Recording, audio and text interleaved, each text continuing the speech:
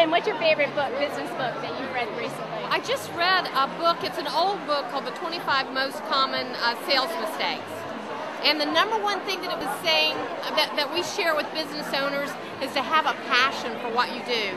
You need to be in a business that you love, selling a product or service that you believe in, and that in itself helps make sales come naturally. Cool. Thank you. Paula, what's your favorite business book that you've read recently, and what advice can you share from it? Mastering the Rockefeller Habits. It's really cool. They've got a one-page strategic plan that pretty much lays it out for you so you can create a strategic plan that's not volumes thick and it won't go on the shelf. Mastering the Rockefeller Habits. You're welcome. Lisa, what's your favorite business book that you've read recently? My favorite business book. I'm reading a book called Booking Yourself Solid by Michael Port. What's the takeaway with it? Takeaway is that there's no reason why you can't have solid appointments all week long. And that you can have your ideal client too. He's got this process he takes you through called having it's called the red velvet rope client, where you imagine you have a red velvet rope and you're in a line going into a theater or something, and these are the special people you let pass. Your perfect clients. Excellent, thank you. You're welcome. What's your favorite business book you've read recently? It wasn't really a business book, but I've applied it. It's called Adverbs. Okay, what's the takeaway? Apply the appropriate solution to the appropriate problem. Okay, be more specific. I think you have to let people, in my business, you have to drive people where they need to be instead of riding where they want to go. How's that for a good answer? Okay, very good. Thank you. What is your favorite business book that you've read recently? Ooh, favorite business book. And what advice do you have from it? The book I'm reading right now is the Sustainability book by Tommy Linstroth, and I love it. Local Action. Yes, Local Action, and it is wonderful. Okay, what advice do you have about it that you can share with other business owners? I would say go ahead and take action. Learn about what you can do, simple steps that you can change your business and change the environment for the better. Can you think of one tip? One tip from the book? Yep. Simple things, the light bulbs, the compact fluorescent CFLs, it's a simple thing you can do. It costs $6 to $8 and it really makes a big difference. I also changed put a heater timer on my hot water tank, and I'm saving about $50 a month in my business. It's amazing, yes. I'll tell you the most influential of the books that I read is probably, I'll go with Raving Fans. What'd you learn?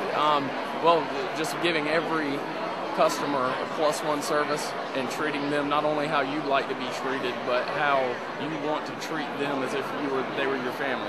You want them to come back and also have maybe just a couple of things in your business that stand out different from everyone else, because a lot of people have similar products, but the service is what's going to stand out, especially in a small town like Savannah where everybody knows everyone. But it is a great book. It's called Good to Great. And it teaches you how to take your company, if you've plateaued off and you feel like you're in good shape and you want to make that plunge into greatness, Good to Great is the best book. Have you gotten far enough to figure Donald Trump recommends it too. Really? Yes. Any specific tips? Specific tips, make sure you get a good crew and pay attention to the culture of your company. All right? All right. Well, it's just, it's Who Moved My Cheese is a book about situations that you might find yourself in as a business person or as a day-to-day person, and when the situation changes, not to frustrate yourself with it, to find an alternative route, kind of like mice do in the maze. They don't just sit in the corner, they're looking for another, turn around, go in another, find another solution to the problem, because there's always solutions. It's whether or not you can find it. And so that's Who Moved My Cheese.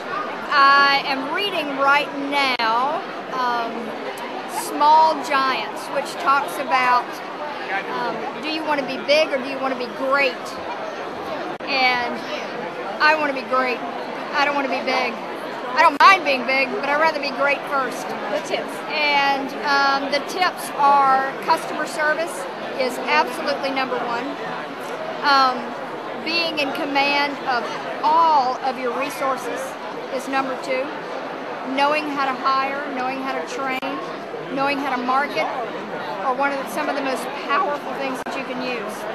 Oh gosh, that's easy. My favorite business book is Good to Great. And what was my takeaway from it? Oh gosh, there's so many things that I took away from it. Probably being a level 5 leader, just understanding what a level 5 leader is can really, I think, will change your whole culture of your business. What's level 5? Level 5 leader is somebody that is comes in and takes a company and really doesn't just run it with just them. They will actually bring people in and teach them to run it, so that if they have to step back, the company is still intact without them. But that's what I took away from the book. No question about it. That's my favorite book. Well, I'm reading Spin Selling by Neil Rackman, which is probably the best book ever written for current sales of intangible products that are high end. So it's kind of a refuting current or traditional sales techniques, because it's a different process when you're dealing with high price ticket intangibles. The takeaway is that you don't use traditional closing techniques, that there's a building of relationships, and the fact that traditional closing type techniques raises resistance to people actually buying. People have become very aware of kind of sales techniques, and as soon as you use them, you raise the resistance, so now you have a bigger problem to deal with.